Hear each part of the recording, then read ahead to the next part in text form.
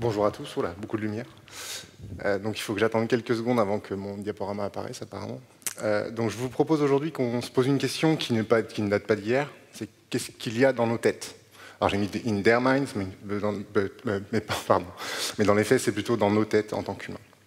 Alors il y a une belle, je pense qu'il y a un beau parallèle avec tout ce qu'a pu dire Harald juste avant. Donc tout d'abord, bonjour à toutes et à tous, bienvenue au Blend. Merci Cyril pour l'introduction. Un peu costaud quand même. Et puis vous allez voir que, comme je disais, il y a certains parallèles que je vais faire avec ce que Harald a pu présenter jusqu'ici. Donc l'idée c'est de s'appuyer sur une notion que moi je considère centrale en design, enfin pour le design notamment, ce sont les modèles mentaux, et de voir un petit peu qu'est-ce qu'ils sont, quel intérêt on peut avoir à s'y intéresser et comment on peut s'y intéresser. Donc on va travailler, on aura trois parties dans la présentation. Je vous propose qu'on rentre dans le sujet directement en respectant le modèle mental d'une conférence, à savoir que je me présente. Donc, je suis Jean-Christophe Paris, je suis Lead UX Researcher chez Akiani, donc je suis cofondateur effectivement. J'ai un passif plutôt scientifique, alors plutôt bac S, prépa, ce genre de choses, sciences dures entre guillemets. Et puis ma première mutation à moi, c'est 2006, où je rentre dans une école pour devenir ingénieur en sciences cognitives appliquées. Donc là, je découvre les facteurs humains, les sciences humaines, tout un prisme que je ne connaissais pas jusqu'aujourd'hui, enfin jusqu'alors. Ensuite, je deviens ingénieur en R&D automobile. Je suis au carrefour entre la recherche et l'industrie, avec des réflexions et des productions sur des systèmes d'aide à la conduite notamment. Puis l'envie d'aller un petit peu plus loin, donc de creuser, donc de se lancer dans une thèse, d'aller vraiment questionner la question de la coopération humain-machine, et de savoir comment l'humain peut, au final, coopérer, bien ou mal d'ailleurs, avec une machine. Et puis, ce faisant, pendant la thèse et pendant les relations que j'avais pu conserver avec mes camarades et mes amis associés, ce qui allait devenir mes associés, on s'est dit qu'on allait en faire une boîte. Parce qu'on voyait qu'il y avait un potentiel, ce genre de choses. Alors une boîte pour faire quoi? Pour faire du design par les usages. L'idée, c'est de placer l'humain au cœur de la réflexion, de s'intéresser à cette individualité, ces différents facteurs internes, facteurs sociaux éventuellement, de considérer ça en interaction avec des systèmes qui sont sociaux, techniques, et souvent les deux quand même, et tout ça en prenant en compte l'environnement global. Donc on va avoir des interactions homme-homme, interactions homme-système, et au niveau de l'environnement, on va avoir des procédures managériales par exemple, mais aussi l'environnement qui peut nous entourer. Et du coup, on s'est dit qu'on allait faire une boîte qui allait aller de l'insight au design, de la partie terrain, de la connaissance utilisateur, vraiment qu'on va aller chercher sur le terrain, pour la construction et la définition de solutions pour tout type d'application, que ce soit des produits, des services ou même des organisations. Alors, Harald m'a fait un très beau pont juste avant, il a parlé du framework du design éthique, il a parlé de respecter les droits de l'homme, ce genre de choses. Moi, je vous propose qu'on s'intéresse à respecter la nature de l'homme, parce qu'en fait, c'est dans la définition de l'adjectif humain, ça signifie qu'il est à l'échelle de l'homme qui respecte sa nature et ses besoins. Je vous propose qu'on parle un peu de notre nature, de la nature humaine, et notamment par le biais des modèles mentaux. Et bien sûr, il faut faire le lien aussi avec cette présentation. Pourquoi dans les mutants, on a une conf sur les modèles mentaux? Alors vous allez entendre parler de technologie, de mutations d'usage, de choses qui ne sont pas forcément existantes, qui sont encore à construire. Et ce qu'il faut vraiment comprendre par rapport à ces modèles mentaux, c'est qu'on ne part jamais de rien en fait. On a toujours quelque chose pour appréhender le monde qui nous entoure. On a toujours notre base, nos connaissances passées, des analogies. Je vous en parlais un petit peu aussi. Si on prend l'exemple de tout ce qui est contrôle par le geste dans une voiture, aujourd'hui il y a très peu de choses qui existent. Pour autant, il y a déjà une sorte de sens commun qui est en train de se définir. Par exemple, pour monter le volant, pour monter le son, on va avoir tendance à faire un geste vers le haut. Et quand même, avant de finir comme cet enfant, j'ai 3 choses à vous dire. Alors le meilleur disclaimer, c'était l'intervention d'Harald juste avant, donc ça c'est parfait. Je vais quand même préciser 3 points.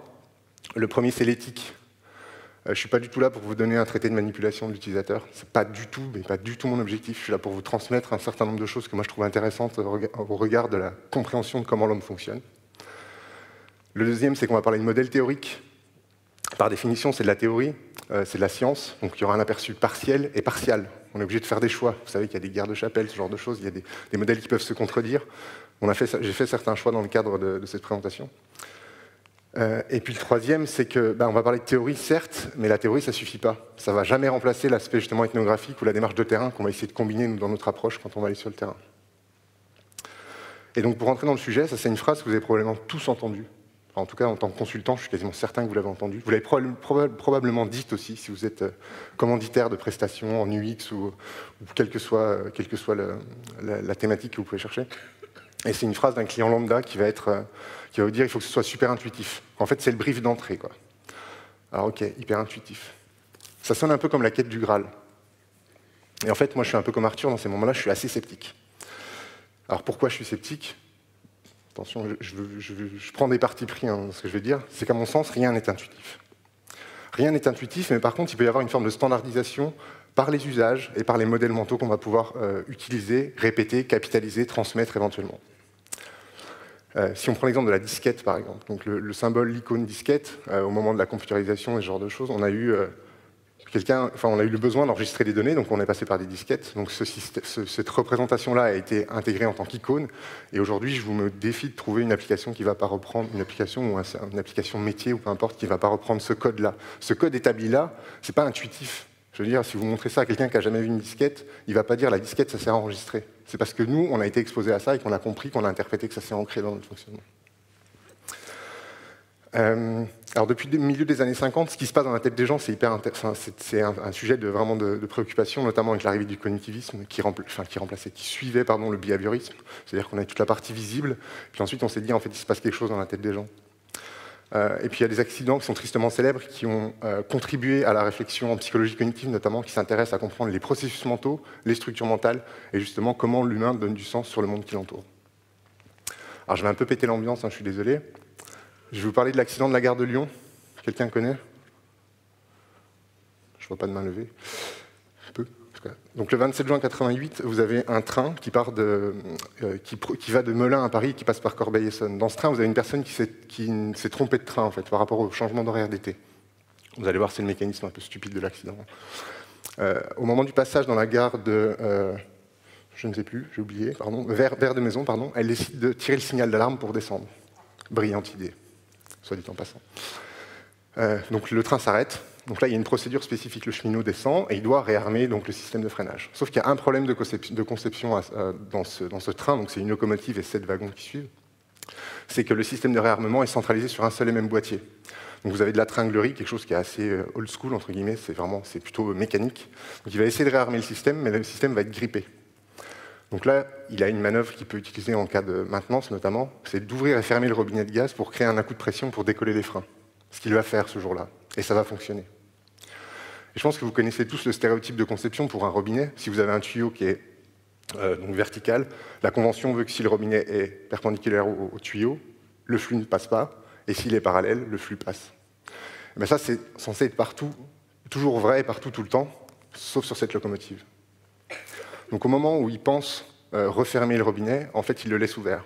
Il remonte dans la locomotive, il contrôle la jauge de pression des freins, qui lui indique que la pression est bonne, puisqu'en fait, cette jauge n'indique que la pression de la locomotive et pas des wagons qui sont derrière. Le train repart.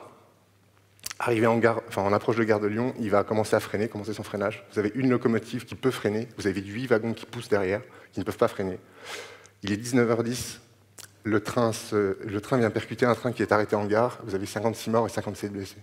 C'est une des plus grosses catastrophes ferroviaires en tout cas en Ile-de-France. Désolé pour l'ambiance. Mais du coup, ce genre d'accident, c'est vraiment le moment où on commence à se préoccuper en disant, voilà, il y a un rapport entre le design et la compréhension de l'utilisateur des éléments qui sont designés. Il y a un rapport entre le système tel qu'il est conçu et le système tel qu'il est interprété par l'utilisateur. Et en fait, une métaphore qui marche plutôt bien, c'est celle de l'iceberg. Vous allez avoir la partie visible, tout ce qui va être comportemental, tout ce qui peut s'observer directement, tout ce qui peut éventuellement être dit. Vous allez avoir la partie le comportement de l'utilisateur, mais aussi celui du système, ça c'est important, le système peut réagir, on peut l'observer directement. Vous allez avoir la ligne de flottaison qui va être le point de rencontre entre justement cette partie externe et cette partie interne. Ça peut être l'interface, par exemple, si on est dans le design d'interaction. Et puis vous avez toute la partie invisible, interne, mentale, qui va être propre à chacun pour une certaine partie, et avec certaines choses qui peuvent être plus universelles également. Et je vous propose qu'on essaye d'abaisser ensemble cette ligne de flottaison pour aller voir un peu ce qui se passe dans la tête de l'utilisateur. Donc d'abord à l'échelle de l'individu. Alors comme toute notion, elle a une origine. Alors, en l'occurrence, c'est 1943 avec Kenneth Craig qui propose dans un de ses bouquins la définition de modèle mental comme étant un modèle de la réalité. Alors modèle simplifié de la réalité. Ensuite, on avance un petit peu, les années 70, on intègre la notion de relation entre les concepts. Okay, donc dans cette réalité, il y a des concepts, il y a des éléments, ils ont des relations entre elles. Cette notion-là va être intégrée dans le modèle mental. On avance encore un petit peu, puis il y a vraiment cette notion du « how it might work ». C'est la question du comment le système va fonctionner. Ça aussi, c'est hyper important dans le modèle mental. Et puis on a Don Norman, au fin des années 80, qui vient compléter ça, en s'inspirant un peu de ce qu'on trouve en psychologie, avec la notion de modèle de soi, de modèle des autres, de modèle de l'environnement, et de l'ensemble des choses qui nous entourent au final. Donc tous les agents qui concourent dans une action à un instant donné. Alors il y a différents types de modèles mentaux, c'est pour ça que je l'ai vraiment mis au pluriel, et on va en trouver autant du côté de l'utilisateur que du côté du designer ou de l'équipe de conception, on va dire. Alors d'abord, quand vous concevez un produit, avant l'interaction, il y a ce qu'on appelle le modèle conceptuel. C'est ce qu'on pense, c'est ce qu'on veut faire, c'est ce qui est censé remplir comme fonction notre service, notre produit, ou peu importe. C'est quelque chose qui va être conçu en amont, pensé pour rendre service ou permettre à l'utilisateur de réaliser quelque chose. Mais avant l'interaction, vous avez aussi les expériences passées côté utilisateur. Je vous le disais, on ne part pas de rien. Il y a tout ce qu'on a vécu, tout ce qu'on connaît, les analogies qu'on va pouvoir faire. Et puis il y a ce qui restera après l'interaction aussi. Donc on va parler de traces de l'interaction. Et là, ce qui est très intéressant, c'est que ces traces après l'interaction vont devenir de nouvelles expériences passées pour le futur. Vous me suivez toujours? Et le cœur de la réflexion également, c'est pendant l'interaction. Donc là, c'est vraiment l'interaction en cours.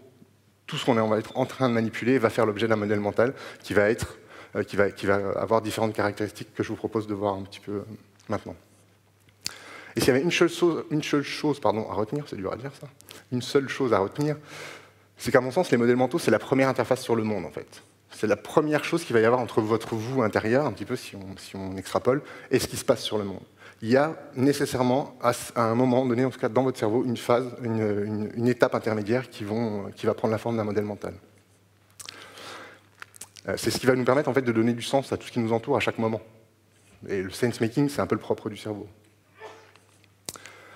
Alors, différentes caractéristiques. La première, c'est qu'ils sont omniprésents, je vous le disais. On en a toujours, on ne part jamais de rien. C'est un peu dans les principes naturels, on a toujours un modèle mental. Notre cognition va fonctionner à l'économie, donc la logique justement d'analogie, de faire des parallèles, de trouver des comparaisons pour pouvoir toujours réussir à s'en sortir. Alors, des comparaisons qui peuvent être plus ou moins éloignées parfois, des analogies qui peuvent être plus ou moins directes aussi. Le deuxième point, c'est qu'ils sont dynamiques. Alors là, c'est hyper important, c'est qu'on parle de modèle pour l'action. Donc pour faire quelque chose, je vais avoir besoin d'appliquer un modèle, mais par l'action également. C'est-à-dire que ce modèle, par exemple, de conduire ma voiture ou de je sais pas, de baisser les vitres de ma voiture, il y a une certaine séquence d'action, c'est un schéma. Et quand je vais le faire, le monde va m'envoyer des feedbacks et donc ce schéma va être alimenté. L'exemple que j'illustre ici, c'est, vous avez ma Fiat Punto sur la gauche, que j'ai conduit pendant presque une dizaine d'années. C'est un peu la loi du plus fort. C'est-à-dire que j'ai renforcé ce modèle avec le lève-vitre qui se situe au niveau du milieu de la console centrale. Quand je prends la voiture de ma femme, qui est en haut à droite, Citroën C2, les vitres se trouvent au niveau du levé de vitesse. Et quand je loue des voitures, elles se trouvent dans la portière.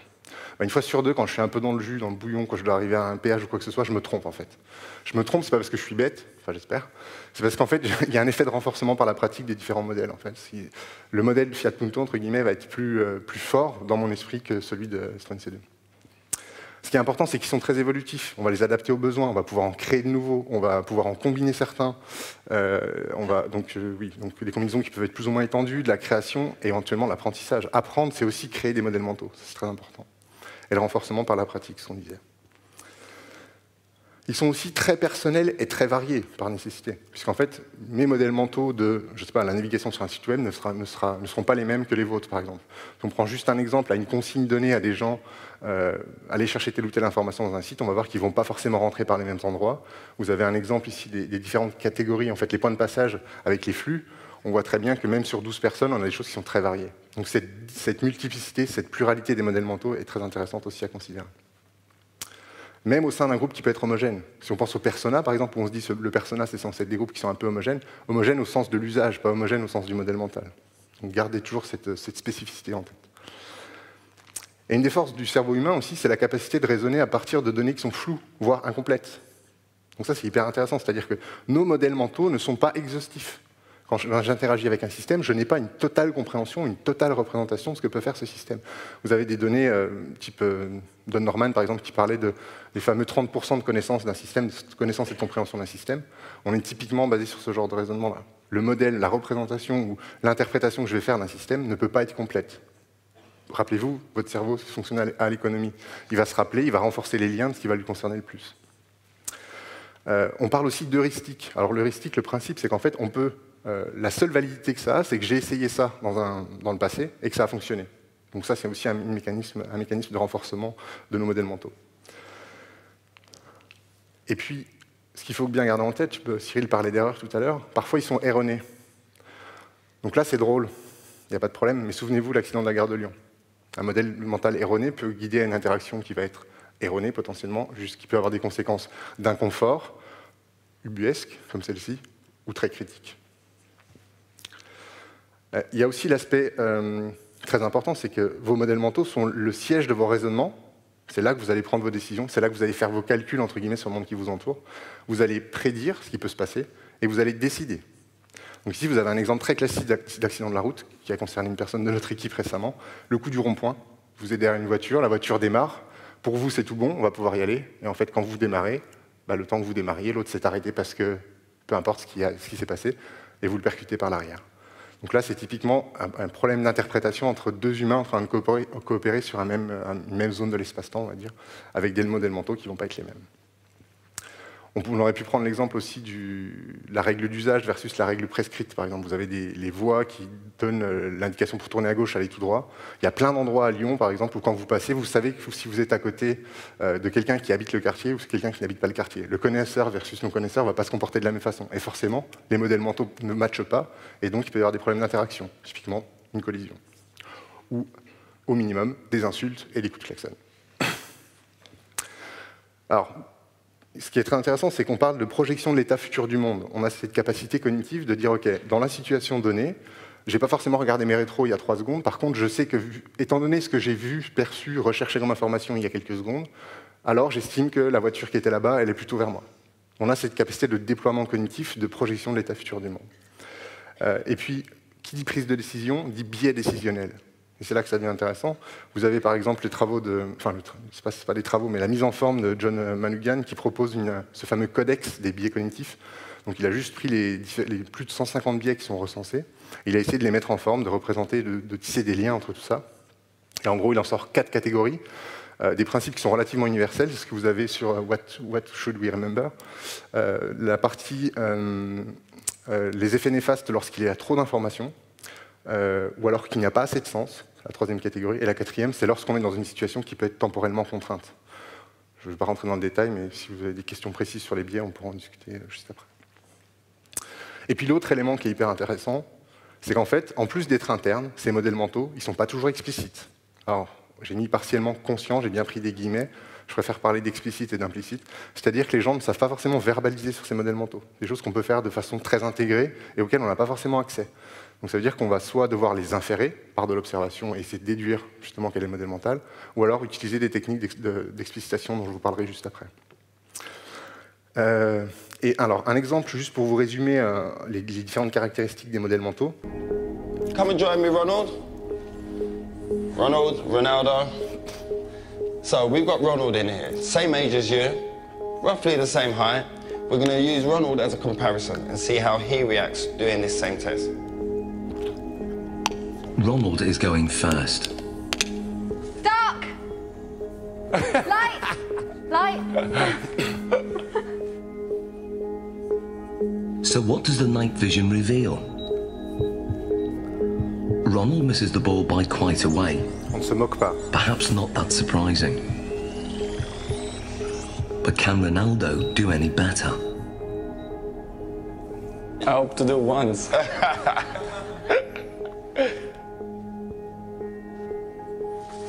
Dark! Light! Aye, that's one straight in the bag. The night vision replay shows how differently Ronaldo performs.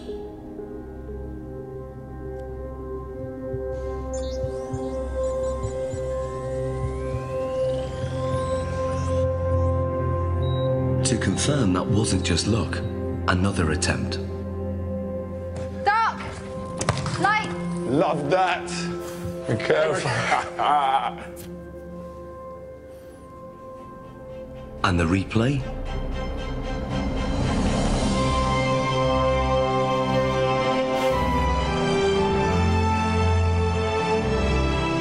Avec la musique épique qui va bien. Alors, pourquoi j'ai choisi cet exemple? Parce qu'en fait, Ronaldo fait partie de ces athlètes qu'on considère un peu hors normes, entre guillemets. Donc, c'est-à-dire que quand on s'intéresse à ce qui va différencier l'excellence de l'extraordinaire, on va dire, très souvent, ça se passe dans la tête. C'est-à-dire qu'en termes d'entraînement physique, il est à peu près, il a un très bon niveau, la préparation physique, il n'y a pas de problème.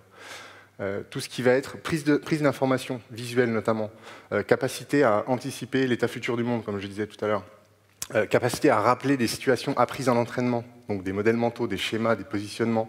Tous ces éléments-là vont être fortement intégrés et très bien entraînés chez ce type d'athlète. Donc en fait, donc derrière la vidéo, ils expliquent un peu plus en détail, mais notamment sa prise d'information quand il dribble, en situation de dribble, il faut savoir que c'est un des rares joueurs à ne pas regarder le ballon. Il va avoir tendance à regarder les genoux de son adversaire. C'est-à-dire qu'en fait, sa stratégie de prise d'information n'est pas la même, parce qu'elle alimente un modèle mental qui est différent, parce que lui, il a besoin d'autres types d'informations pour justement prédire ce qui va se passer et pouvoir agir très rapidement. Donc en fait, tout ce qu'il apprend en entraînement, c'est des gestes plutôt réflexes, on va dire, à situation A, application d'un schéma moteur B, par exemple. Mais il n'empêche qu'il a quand même la possibilité de s'appuyer sur ces modèles mentaux qui sont très puissants, très développés, et qui ne sont pas forcément ceux de monsieur et madame tout le monde, on va dire. En tout cas, d'un joueur lambda. Au-delà de ces caractéristiques, ces modèles mentaux ils vont être impactés par différents facteurs, qui soient à la fois internes et externes. Alors interne, on l'a vu, c'est vis-à-vis de moi, mes connaissances, mon expertise, les expériences que je peux avoir vécues, mon état interne, est-ce que je suis fatigué, stressé, par exemple, la tâche et l'objectif que j'ai à réaliser, ça c'est hyper important. Je fais une parenthèse, mais quand je préparais la conf, en cherchant modèles mentaux sur Internet, j'ai fait un peu comme tout le monde, je me suis rendu compte que le modèle mental, souvent, c'était genre le modèle mental pour devenir super sportif, je sais pas quoi. En fait, ce n'est pas forcément des procédures, c'est vraiment lié à de l'action en cours et à des choses que vous voulez réaliser. Ce n'est pas forcément une simple recette qu'il faut suivre. Il y a les caractéristiques du produit au niveau externe. On parle de l'affordance notamment, ça je pense c'est une notion qui est bien partagée aujourd'hui, donc normalement vous savez à peu près ce que c'est. Tout ce qui va être environnement, le contexte, les inputs sensoriels, ceux qui ne sont pas forcément visuels, imaginez tout ce qui est sonore, par exemple le bruit que peut faire cette balle quand la personne shoot dedans, pour Ronaldo c'est un indice, c'est ce qu'on appelle un early cues, c'est un indice précoce de ce qui va pouvoir se passer. Et puis, ce qui est très intéressant aussi, là où on est vraiment dans l'humain et l'interaction au niveau social, c'est que les stéréotypes, les facteurs sociaux, les facteurs culturels, tout ça va impacter les modèles mentaux.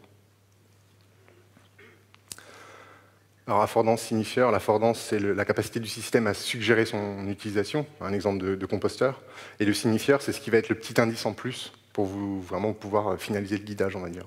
Donc l'affordance, c'est vraiment design versus psychologie, on va dire. C'est le côté quasiment spontané, là où le signifieur va permettre, par exemple, de détromper le sens dans lequel on va mettre son billet. Alors pareil, je le dis pas trop fort, parce qu'il y a un collègue de la SNCF qui est en train de faire une présentation, mais sauf pour ce composteur qui a souhaité rester anonyme. Enfin, tout le monde a galéré avec ce truc, ça c'est évident. Alors bien sûr, vous l'aurez compris, tout ça c'est une affaire de mémoire, et mémoire au pluriel, de la mémoire de travail, de la mémoire à court terme, de la mémoire à long terme. On ne va pas rentrer dans le détail, mais voilà, gardez bien en tête que tout ça sont des structures qui sont manipulées dans notre mémoire, qui sont stockées, qui sont rappelées, qui sont évolutives, dynamiques, et tout ce que j'ai pu dire jusque-là. Alors maintenant, je vous propose qu'on prenne tous ces éléments-là du point de vue vraiment individuel et qu'on essaie de voir quel impact en fait ça peut avoir en termes de design. Vous vous souvenez, tout à l'heure, j'ai parlé du modèle conceptuel, donc tout ce qu'on va penser avant qu'un utilisateur ait notre produit ou notre service en main. Et puis, il y a les modèles mentaux, de l'autre côté. Et puis, il y a le produit, le système qui est fabriqué, justement.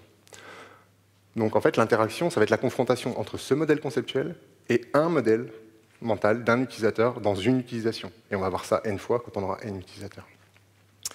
Et en fait, c'est un peu comme la base en ergonomie, c'est ce qui est prescrit versus ce qui se passe réellement, donc ce que je pense avoir conçu et comment ça va être utilisé, on va dire. C'est là que les ennuis peuvent commencer. Il y a plusieurs risques, par exemple le rejet, la non-utilisation, le mésusage ou le détournement d'usage, ça c'est hyper intéressant, c'est comme ça que j'ai découvert qu'on avait des points communs avec les assureurs et les éthiciens notamment, je vous en parlerai juste après. Des incompréhensions, je ne comprends pas comment ça marche, ou j'ai du mal à atteindre mes objectifs. Voire, comme on l'a vu juste avant, des erreurs qui peuvent avoir des impacts qui peuvent être jusqu'à très critiques. Et en fait, il n'y a pas de modèle vraiment parfaitement établi, mais ce qu'on propose de faire en comparant ces deux, en opposant un peu ces deux modèles, c'est de proposer 4 niveaux de décalage. Le premier niveau, c'est quand il n'y a pas de modèle conceptuel. Alors, je ne veux pas juger qui a fait ça, mais très honnêtement, ce produit va remplir une fonction, donc on peut dire qu'il a une utilité. Par contre, on ne va pas parler d'efficacité ou d'utilisabilité là, dans ce cas-là. Donc un modèle conceptuel non défini va être sujet à de l'interprétation, par exemple. Si je ne dis pas clairement à quoi sert mon produit, les gens vont se l'approprier et vont en faire ce qu'ils vont en comprendre, qu'ils peuvent en faire, par exemple. Donc ça, c'est le niveau 1. Pas de modèle mental, pas de modèle conceptuel, ou en tout cas pas assez défini. Le niveau 2, c'est quand, il y a un modèle conceptuel, mais par contre, il n'est pas adapté au modèle mental. Là, je reviens un petit peu en arrière dans ma carrière, le moment où on réfléchissait, par exemple, avec des équipementiers, sur le lane departure warning. Qui a déjà conduit une voiture qui a ce genre de système? Maintien actif ou juste qui sonne dans la voie? Qui l'utilise? Voilà. Alors pourquoi vous ne l'utilisez pas? Enfin, on pourrait en discuter plus longuement, mais le principe, c'est là, vous avez une vision très technico-technique. Le système, basé sur caméra ou d'autres technos, va détecter les voies. Si vous roulez sur les voies, alors je bip, je prends le contrôle, peu importe, que sais-je. Ça, c'est la vision technocentrée. Et ça, c'est le compromis de l'humain, en fait. Moi, encore récemment, j'ai essayé une voiture un peu justement récente, avec un système de ce type-là, avec un maintien actif dans la voie, donc vraiment le truc qui vous tourne le volant pour vous ramener. On arrive dans une petite route de campagne avec un piéton sur la droite, on commence à se déporter et le truc vous ramène, et là, vous commencez à vous battre contre l'automate. Donc là, très clairement, le modèle n'est pas du tout adapté. On est sur la règle versus l'esprit de la règle. On pense que la règle, c'est les gens respectent le code de la route. Non, en fait, dans la vie, les gens font des compromis, et ils vont faire un compromis entre la performance et le risque en général. Troisième exemple, vous l'avez vu sur les réseaux sociaux récemment, donc c'est pas forcément nouveau pour vous, mais c'est quand on a un modèle mental, enfin c'est toujours le niveau 2, hein, mais avec un guidage mental qui ne va pas être adapté. Voilà, super fail. Je veux dire, c'est pas que l'utilisateur est complètement bête, hein, c'est qu'à un moment donné, il y a un doigt qui pointe le truc, il va mettre son doigt là où on lui indique de le mettre, tout simplement. Hop. Alors le niveau 3, là c'est un truc super intéressant que j'ai découvert récemment, c'est quand il y a une vraie volonté de créer une rupture entre le modèle conceptuel et le modèle mental. On peut parler de disruption par le modèle conceptuel. Wow, super mot-clé. Alors prenons l'exemple de la localisation, le se retrouver ou se localiser sur la Terre. C'est quand même un problème relativement universel. Vous avez plusieurs systèmes. Vous avez les GPS. Le GPS, si je vous donne ma position GPS en latitude, longitude, et que je vous dis tape ça dans ton GPS, vous allez être bien embêté. Surtout, il ne va pas falloir oublier une seule des décimales, hein, sinon vous pouvez vous retrouver à l'autre bout. Ça peut avoir vraiment des conséquences importantes. Donc ça, c'est la vision un peu technique, un peu, ok, ça fait le job, c'est un peu compliqué, il y a du satellite, c'est dépendant de la météo, etc., etc.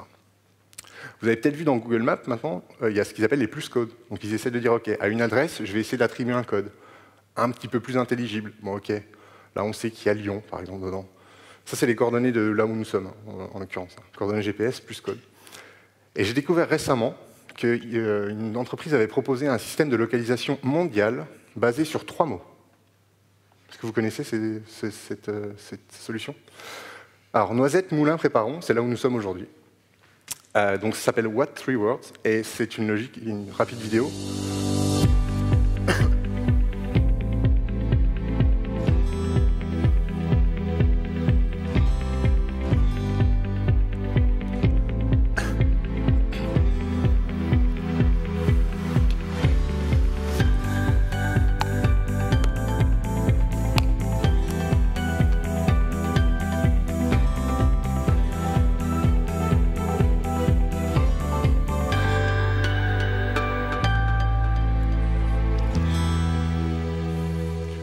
J'ai pas d'action chez eux, mais je trouve que le principe est vraiment génial. À la base, ils ont fait ça pour les endroits où les adresses sont ambiguës. Par exemple, dans certains pays asiatiques, dans certains pays africains, vous avez vraiment des difficultés pour avoir vraiment une adresse précise, mais pas du tout que dans des pays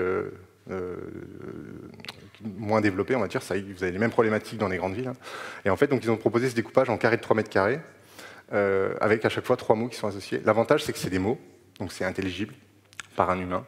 C'est dans votre langue. Vous êtes espagnol, vous êtes anglais, vous êtes allemand, peu importe, ça c'est le principe. Et du coup, il commence à y avoir aujourd'hui des systèmes dans lesquels vous pouvez rentrer votre adresse en disant amène-moi à Noisette, je ne sais plus ce que c'est déjà, Noisette Moulin Préparon, par exemple, directement. Hop. Et puis alors, le niveau 4, c'est là où ça craint. Le niveau 4, c'est quand le modèle conceptuel est super avancé. Donc là, on commence à rentrer un peu dans la question de l'IA et ce genre de choses. Le modèle conceptuel est tellement avancé qu'il est incompréhensible par le commun des mortels. Commun des mortels, voire même par un super expert. Je ne sais pas si vous avez vu cet exemple avec AlphaGo versus Lycidol récemment. Enfin récemment, c'est au moins l'année dernière, je pense. Regardez la réaction. Donc à droite, vous avez un joueur de Go qui est très expert dans son domaine. Et en fait, en bas à droite, vous avez ce que fait l'algorithme de Google DeepMind. Et là, en fait, il est en train de bugger. Il se dit, mais attends, pourquoi il a fait ça? That's a very surprising move. I thought it was a mistake. Donc en fait, ce qui est fait par le système intelligent n'est pas compréhensible par l'expert. Yeah, it's a very strange. Something like this would be a more normal move. Okay, you're going to have to. So, do you have to think about this? Kind of a normal move. Donc tout ça pour dire que là, on est vraiment dans des logiques. Le copilote électronique, par exemple, qui a pu être pensé à l'époque du Rafale ou ce genre de choses, c'était ce type de problème-là qu'il rencontrait. C'est-à-dire que le système était abouti, il était capable de réaliser des choses. Par contre, quand vous mettez des pilotes chevronnés à bord de l'avion, ils sont incapables de comprendre pourquoi l'automate prend telle ou telle décision. Donc là, forcément, il y a un problème. Il y a un vrai mismatch entre le modèle mental et le modèle conceptuel, à tel point qu'en fait, il faudrait sortir l'humain de la boucle. Si vous laissez l'humain dans la boucle et que vous supposez qu'il doit pouvoir reprendre le contrôle, alors il doit être capable de comprendre ce qui se passe. Or, ce n'est pas toujours le cas. Ça, c'est vraiment dans la logique de l'équipe de conception. Ce sur quoi je veux insister, c'est la logique de passage de relais. Les différentes étapes du projet par lesquelles on va passer, il faut surtout faire attention à la perte en ligne, essayer de conserver l'homogénéité tout au long de la conception. Il va y avoir différents modèles mentaux. Dans une équipe de clients, par exemple, nous, quand on prend un brief, on sait très bien que la personne du marketing, celle des études et celle, je sais pas moi, du service après-vente, par exemple, auront des modèles mentaux de la situation qui sont totalement différents. Chacun va avoir un peu sa compréhension du système global, des attentes spécifiques. L'idée, c'est de les mettre sur la table et de pouvoir essayer ensemble de poser des bases communes sur lesquelles on va pouvoir façonner la future solution. Donc très important de faire émerger les modèles mentaux, et je vais vous expliquer rapidement comment on peut faire, justement. Ça, c'est un point qui me tient à cœur aussi. On parle beaucoup de mode d'emploi. Vous avez tous vu des notices, des trucs qui sont très longs, très explicatifs sur comment on est censé utiliser le système.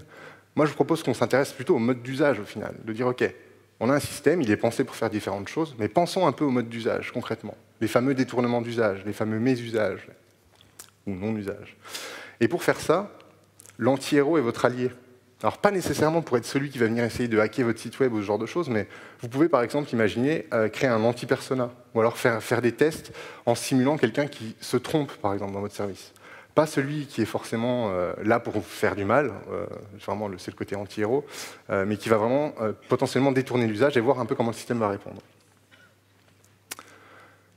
Un autre point qui est important, ça c'est extrait d'une étude qu'on a menée cette année pour un festival, dont certains dans la salle, je pense, reconnaîtront. C'est le principe d'homomorphisme. C'est-à-dire que le modèle mental, il calque la réalité. Vous avez une personne, un Anglais en l'occurrence, qui était en train de chercher son frère, qui s'était perdu sur le site. Ils sont par téléphone, il y en a un qui est devant le plan, et l'autre qui lui dit moi je suis à côté d'une tente rouge et bleue, il y a un stand de burger à côté, viens me chercher. Alors je précise, le jeune frère en question a des troubles mentaux, donc il y a une situation un peu stressante derrière tout ça. En fait, pourquoi pas penser les supports de communication comme étant eux aussi homomorphiques, pour justement coller au modèle mental. Enfin là, typiquement, toutes les scènes sont jaunes sur la carte, alors que quand vous prenez la vue aérienne, vous avez bien quelque chose qui est rouge et bleu et quelque chose qui est blanc et rouge. Alors du coup, on fait comment? Parce que pour l'instant, on parle, mais concrètement, on fait comment? Quel type de méthode on peut employer? Par exemple, ce genre de modèle. Je ne vais pas rester trop longtemps parce que je pense que vous allez me lancer des tomates. C'est vraiment la logique de transmission de connaissances. Comment on passe de connaissances explicites à implicites? Par de la sociabilisation, en discutant avec les gens, en externalisant. Enfin bref, je vous le laisserai pour ceux que ça intéresse. En essayant de chercher un langage un peu universel. Là, vous avez un exemple concret dans un projet qu'on mène en ce moment sur le véhicule autonome. On travaille sur les interfaces, donc on doit savoir quel type de situation on doit traiter. Le tableau à droite, c'est les techos du projet. Ils nous disent, voilà, la spec, elle est comme ça. On dit, ah, ok, mais du coup, on ne comprend pas trop vraiment concrètement ce qui va se passer. Donc là, on essaye aussi de respecter le côté homomorphique, et on va passer par du storyboard. On va essayer de dire, voilà, du point de vue de l'utilisateur, voilà la situation qu'on va essayer de traiter. Donc là, en l'occurrence, c'est de l'arrivée sur un obstacle en mode automatique. Donc, essayer de casser les frontières et dire, ok, il y a des techniciens, enfin des gens qui sont très techniques, des gens qui sont peut-être très sciences humaines, des gens qui sont peut-être très marché, et d'autres très éthiques et très assurance, par exemple. Essayons de trouver un langage commun pour discuter autour de la table. L'autre, ça peut être par exemple les différents parcours. On a parlé des personas qui servent un peu à regrouper les typologies d'utilisateurs. Dans votre arborescence, vous pouvez essayer de voir un peu quels sont les passages prioritaires que sont supposés employer ces différents personas. Ça peut vous aider par exemple à prioriser quand vous êtes dans votre MVP, ce genre de choses. Les tri de cartes ou tri par carte, bien sûr. C'est peut-être une des rares méthodes qui est vraiment basée sur le modèle mental. L'idée, c'est d'aller faire expliciter le mode d'organisation que pense trouver votre utilisateur quand il est face à votre site. Vous en avez différents formats qui sont ouverts, où on va demander aux gens de nommer eux-mêmes les catégories. Donc c'est vraiment comment eux, ils nommeraient ces catégories. Fermés, quand les catégories sont définies, on va juste demander de classer. Et inversé, quand on a déjà fait le travail et qu'on va demander, bah voilà, telle information, tu t'attends à la trouver dans telle catégorie. Et là, on va travailler, on va mesurer les taux d'erreur, ou alors le taux de réussite au premier coup, par exemple. Et là, je parle à tous ceux qui sont peut-être plus market ou chiffres dans l'affaire, c'est qu'en fait, le coût d'une mauvaise architecture, mauvaise structuration, ça a un coût, quoi. Une information non trouvée ou qui prend du temps à être cherchée, c'est pénalisant. C'est pénalisant en termes de confort d'utilisation, donc forcément en termes de retour et d'utilisation a posteriori. On a dit que c'était implicite, mais c'est aussi en partie explicite. Le dessin fonctionne très bien, enfin très bien, on va prendre quelques pincettes, c'est pas toujours très simple à analyser, mais ici vous avez l'exemple de collaborateurs qui travaillent pour le festival, à qui on a demandé de retracer le schéma, justement, le plan sur une feuille blanche, en haut à gauche, après une semaine passée sur le festival. Donc ça permet vraiment de voir l'importance des différentes zones, les endroits où ils sont allés, ce genre de choses. Et puis en utilisant le plan, quand vous prenez quelqu'un qui vient pour la première fois, le soir après sa visite, vous lui demandez, bah, tiens, dis-moi par où t'es passé. Là, ça va être hyper intéressant parce qu'on va pouvoir savoir qu'est-ce qu'il a repéré, qu'est-ce qui va rester en fait, de cette expérience, au sens vraiment visuel, organisation de l'espace, ce genre de choses. Donc le dessin, en termes d'appropriation de l'espace, ça peut être hyper intéressant. Vous avez le fameux test des 10 secondes, 5 secondes, 3 secondes, enfin, il y a des variantes. Exemple, on l'a fait l'été dernier dans un office de tourisme. On demande aux gens de se poster sur le seuil, ils regardent pendant 10 secondes, ils se retournent, et là on leur demande leurs premières impressions. On va leur demander de redessiner les différentes zones qu'ils ont pu voir dans l'espace, par exemple. Donc ça permet très rapidement d'avoir, OK, le postulat derrière, c'est de dire, au plus il y a d'informations qui sont exactes, au plus votre modèle est simple et compréhensible, si je dois résumer. Et puis vous avez d'autres modèles un petit peu plus évolués, comme le modèle de Kano, qui va notamment s'intéresser à ce qu'il appelle le basique. Le basique, c'est le référentiel des gens. C'est-à-dire que demain, vous voulez créer une application pour faire, je sais pas moi, de la mobilité, du déplacement, peu importe. Tout ce qui va exister sur le marché, la logique de benchmark sert notamment à voir c'est quoi l'offre aujourd'hui. C'est quoi que les gens s'attendent à trouver dans ce type de service ou d'application. Le côté domaine dépendant, par exemple. Donc ça aussi, je vous invite à regarder un peu dans le détail. Vivre l'expérience. Vivre l'expérience soi-même, c'est un peu auditer justement le modèle conceptuel, essayer de voir si on arrive, si on peut identifier des points bloquants ou des points remarquables tout au long de l'expérience. C'est l'exemple dans une station de ski. Analyser les traces du passage. Partout où on passe, on laisse des traces, alors que ce soit des analytics quand on est sur de la data, comme nous en parlait très gentiment Aral, ou alors même physiquement quand on passe dans un lieu, quoi. Vous êtes dans un magasin, un espace qui est complètement en bazar, c'est symptomatique de quelque chose. Les gens vont chercher et pas forcément trouver quelque chose. Ce sont deux exemples basiques. Vous allez avoir l'observation, bien sûr. Observer ces interactions de façon décentrée ou de façon participante. C'est-à-dire, je regarde de l'extérieur sans intervenir, voire je regarde et j'interviens directement dans la situation. Vous allez avoir la logique d'explorer différents modèles mentaux. Là encore, c'est dans une station de ski. Vous avez un expert de la neige qui est au téléphone et une opératrice radio. On parlait d'une fonctionnalité sur le fameux bouton SOS dans une application pour le ski. L'idée, c'est hyper intéressant d'aller savoir comment le nivologue, pour lui, quel impact ça peut avoir et comment il va se représenter ça. Et la personne qui a les gens au téléphone à chaque fois que quelqu'un se blesse et qui appelle en disant « je viens de me faire le genou, mon fils vient de tomber », ce genre de choses. Ces deux experts de domaines très différents, a priori, sont en fait dans un même service, donc c'est très intéressant de les mettre autour d'une table et de discuter avec eux. Interroger l'utilisateur. Rappelez-vous, il y a une partie qui est implicite, non consciente, mais il y a une partie qui est explicite. On peut en parler en partie. Donc le côté in situ va être très important. Un modèle mental pour, je sais pas moi, le franchissement d'une intersection en voiture, ça va plutôt se passer en lien avec la conduite. Tout ce qui va être son imaginaire, pour le sentence completion par exemple. Pour vous, un site de station doit être, je sais pas, les gens vont dire rapide, simple, je dois pouvoir trouver les prix, ce genre de choses. Donc, tout ça, ça permet d'accéder à la spontanéité. Qu'est-ce que spontanément les gens s'attendent à trouver dans votre service? Là aussi, ça peut être très intéressant. Capturer l'invisible. Là, vous avez un exemple avec de l'eye tracking qu'on a pu réaliser dans une phase de vol avec un pilote et un copilote. L'idée, c'est d'aller montrer, justement, de capturer, d'enregistrer des données qui ne sont pas forcément accessibles. Les stratégies visuelles sont sont très bas niveau, on va dire, donc plutôt pas forcément conscientes, justement. Je prends des pincettes encore. Ça peut être très intéressant de confronter l'opérateur à sa prise d'information. Du coup, il va vous dire « Ah bah oui, tiens, ça en fait, oui, c'est vrai que ça, je le regarde systématiquement parce que quelque chose. » Ou alors « Tiens, j'ai regardé ça, j'avais pas fait attention que j'avais regardé ça. » Ou « J'avais pas forcément conscience que j'avais regardé ça. » Et puis, vous avez tout un tas d'autres signaux psychophysiologiques. Ici, c'est l'eye tracking, ça pourrait être de l'EDA, de l'EEG, du cardiaque, etc. Et puis surtout, tester. Tester à différents moments, tester sur différentes formes, parce que l'expérience, ça ne se crée pas, ça se vit. Ça, c'est hyper important. On parle toujours d'UX design, mais on pourrait presque parler de design for UX, au final. Et du coup, en résumé, il me reste 37 secondes à emporter. Alors, les modèles mentaux, la première interface sur le monde. Penser mode d'usage plutôt que mode d'emploi. toutes les caractéristiques qu'on a pu lister, donc omniprésent, personnel, varié, dynamique, parfois erroné, partiellement conscient, donc il va falloir aller gratter un peu pour pouvoir y accéder, influencé par des facteurs externes internes et qui servent à la prédiction. Et puis ça, c'est important, c'est définissez explicitement votre modèle conceptuel, explicitez pourquoi vous faites telle ou telle chose, qu'est-ce que doit faire votre système, qu'est-ce que doit faire votre service, comment doit être organisé votre guichet quand vous êtes à l'entrée d'une maternité, pour passer un exemple récent, ce genre de choses, très important. Ne pas laisser trop de place à l'interprétation. Guider, ça aussi c'est important, l'onboarding, on en parle beaucoup, guider l'appropriation, accompagner la prise en main, c'est très important pour justement accompagner ce recalage entre le modèle conceptuel et le modèle mental. Et puis penser à l'anti-user qui peut vous apporter pas mal de choses par rapport à sa vision. Je vous ai listé 3 livres, donc notamment le dernier, 100 choses que tout designer devrait connaître sur les humains, dans lequel vous allez trouver plein de petits concepts. Vous allez avoir une demi-page sur les modèles mentaux, mais il y aura tout un tas d'autres choses. Un bouquin de Indy Young aussi, qui avait bossé sur l'alignement de la stratégie de design avec les modèles mentaux. Et puis la base, un peu de Kenneth Craig, qui date des années 40, mais qui est très intéressant aussi. Et puis une note d'humour, les modèles mentaux, est-ce que c'est aussi pour les chats? Je ne sais pas, mais en tout cas, mon chat, il a super bien compris que le repose-pied, ça marchait comme ça. Donc ça, c'est marrant. Et puis je prends un petit peu de temps de retard pour remercier l'équipe, parce que tous les exemples que vous voyez là, c'est le fruit d'un travail collégial, des exemples nourris par différentes missions. Pour faire ce qu'on fait, on a besoin d'avoir des profils qui sont très variés, donc ça, c'est super important. Et n'oubliez pas d'aller voir de l'autre côté, comme l'a très bien dit Cyril tout à l'heure. Et c'est tout pour moi.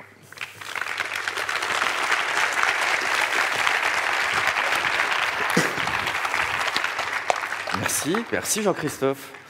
Est-ce qu'il y a des questions sur les modèles mentaux? Des questions à poser? Oui, mademoiselle. Comment on gère? On se connaît, non?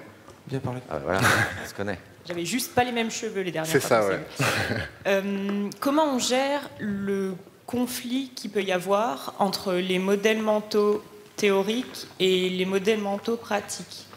Typiquement sur le cas de la conduite, dont tu parlais tout à l'heure, à côté du parc de la Tête d'Or, pour prendre un cas concret, il y a une route en double voie, où on peut aller soit une voie qui mène tout droit ou à droite, soit une voie qui mène à gauche. Okay. Et il y a... Personne qui respecte ça. Si, il y a des gens qui respectent ça, il y a la plupart des gens qui respectent ça, mais il y a toujours des petits malins qui vont se mettre sur la voie de droite, parce que c'est celle qui roule le mieux, pour tourner à gauche, et au dernier moment qui te passent devant et qui créent des problèmes. Comment on gère ce genre de situation? Parce que eux, du coup, ils ont leur propre modèle mental qu'ils ont établi, parce que ça roule mieux sur cette voie, donc je me mets là, donc je passe comme ça. Et la plupart des autres gens suivent le modèle théorique de ce qu'on a appris quand on a passé son permis. Tout à fait. Alors, du coup, question... Alors déjà, il y a un modèle mental, c'est les gens qui partent pendant la question. Comment on gère? Partez par là-bas. Comment on gère? Parce que moi, dans mon modèle mental, je leur dirais, les gars, soyez cool, attendez 20 secondes. Mais en même temps, ils ont des trucs à faire derrière. Ouais, donc là, il y a un problème de user. Ouais. C'est le problème du retard, je pense. C'est le problème du retard d'origine. Mais en fait, le point que tu soulignes, il est super dur à traiter, parce que dans les faits, c'est une vraie confrontation entre des gens qui vont avoir des stratégies qui sont différentes. Tu as celui qui se dit, moi en fait, je suis plus pressé que toi. Donc ça, vous le connaissez tous, ce mec-là sur la route. Parfois même, c'est vous-même, dans certaines situations. Et en fait, il y a la règle qui va être prescrite, c'est-à-dire que ce qui va prévaloir en cas d'accident, ça va être le code de la route. Ça fait le lien avec ce que disait Harald, c'est qu'il y a toujours la régulation à un moment donné. La question de l'assurance, par exemple. La question du rond-point, c'est pas pour rien qu'aujourd'hui, dans un rond-point, tu as 90% de chances d'être en 50-50. Donc cette logique-là, malheureusement, c'est très difficile à gérer, à part, à cet endroit-là précis, je pense, en retravaillant l'infrastructure. Donc la première chose, c'est d'être conscient de ça, et que ce soit remonté au niveau des décisionnaires. Je ne suis pas certain qu'il y ait une cartographie des black spots lyonnais notamment. Non, mais Lyon, c'est quand même une ville de folie. Moi, j'ai fait ma thèse sur la sécurité routière ici, parce que c'est quand même un terrain de jeu qui est magique. C'est une des rares villes en France où vous avez des 2 vers 1, donc des convergences, des 2 voies qui se resserrent en une, après un feu rouge sans aucune indication. Vous avez des voies de circulation avec des voies de bus qui vont être tantôt présentes, tantôt pas présentes, tantôt présentes. Donc à un moment donné, on cherche aussi un peu les ennuis, quoi. Enfin, voilà. C'est que là, pour le coup, c'est des problématiques de design, d'espace, qui vont influencer des comportements qui ne sont pas compatibles, en fait. Donc la prise en compte de la diversité des profils de conducteurs, à ma connaissance aujourd'hui, n'est pas incluse dans la réflexion sur la construction d'infrastructures. Donc en fait, la réponse serait peut-être faire du design centré utilisateur ou centré usage quand on s'intéresse à la construction des routes. Voilà. Okay. Merci. Est-ce qu'il reste des questions? Ah, monsieur, premier rang. Moi j'ai une question, c'est sur le fait d'avoir des modèles conceptuels qui peuvent être donc différents des modèles mentaux. Oui. Donc j'imagine qu'il faut avoir une certaine agilité quand on fait un modèle conceptuel pour l'adapter en fonction des retours. À quel moment on s'arrête en fait? Enfin à quel moment on... Enfin tu vois un peu la question. Ouais, je comprends. C'est une question qu'on avait quand on a préparé la slide avec les utilisateurs et puis le modèle conceptuel en gros, de se dire mais en fait pourquoi le concept, c'est ma femme notamment qui m'a fait ce retour hier, qui n'est pas du tout dans le domaine, qui m'a dit mais pourquoi tu ne parles pas du modèle du conceptuel du pendant? Moi, je me suis dit en fait c'est parce qu'on ne fait pas d'interaction temps réel. Mais en fait non, vous avez raison. C'est-à-dire que le modèle conceptuel lui-même est dynamique. C'est-à-dire qu'il y a une V1 de votre produit, puis il y aura une V2, puis il y aura une V3, puis il y aura une VN potentiellement. Donc la question du quand est-ce qu'on s'arrête, ça s'arrête pas vraiment mais... C'est très compliqué à solutionner comme réponse. Mais par contre, la logique de test, justement, elle va permettre de vérifier que, par exemple, quel nouveau décalage on a pu créer de la V1 à la V2. Quelle portion de flou de la V1 on a solutionné avec la V2 aussi. Donc c'est plutôt dans la logique d'empilement des versions et de ce qu'elles vont recouvrir comme modèles mentaux, qu'à mon avis, il va falloir... j'aurais tendance à m'intéresser plutôt à ça, quoi. Quitte à ce que parfois on atteigne un peu un plafond de verre. Ça, moi, je pense que ça aussi, ça peut arriver. Parce que, en parallèle de votre avancée sur vos différentes versions, mais il y a tous les autres. Donc le référentiel aussi va bouger. Donc c'est vraiment de faire des photographies à des instants T. Même tout ce que je vous dis là, tout ce qu'on vient de se dire, ce matin, c'est vrai aujourd'hui. Peut-être que demain, ça sera partiellement remis en question, ce genre de choses. Donc toujours ce côté organique, dynamique de vos choix, des choix qui sont faits par les autres, de l'adoption qui est faite par les utilisateurs. Donc ça va être une réponse un peu bateau, mais la question c'est l'usage dans tout ça, quoi. Conserver des données d'usage, et pas forcément des données sur vos utilisateurs pour les vendre à de la pétrochimie ou je ne sais quoi, mais conserver des données d'usage, continuer à observer ce que font les gens avec vos services, demandez-leur ce qu'ils font avec les autres services aussi. Ça c'est hyper intéressant. Dans la notion de référentiel, c'est ça, c'est de dire ok, moi j'ai une application qui fait ça, mais en même temps, qu'est-ce qu'ils utilisent d'autres, mes utilisateurs? C'est vachement important, parce que derrière, tout leur mindset va être configuré en partie par rapport à ça. Leur expérience va être faite d'interaction avec des services qui sont concurrents ou pas, concurrents dans le secteur ou dans d'autres secteurs. Donc quand vous faites du bench, intéressez-vous à du bench qui n'est pas forcément que sectoriel. Pensez du bench fonctionnel, par exemple, ou expérientiel, si on peut dire. Je pense que ça répond à la question. Du benchmark, pardon. Non, du bench expérientiel. On va faire ça. Allez, faisons ça. Est-ce qu'il reste encore une question? Ah oui, pour ceux que ça intéresse, le salon des conférenciers. Ah, il n'y a plus mon slide. Mais... Salon des conférenciers juste après, pour ceux qui veulent poser des questions, me lancer des tomates ou poser des questions. Écoute, on va regrignoter du temps sur le temps. Merci beaucoup Jean-Christophe. Merci. On peut l'applaudir.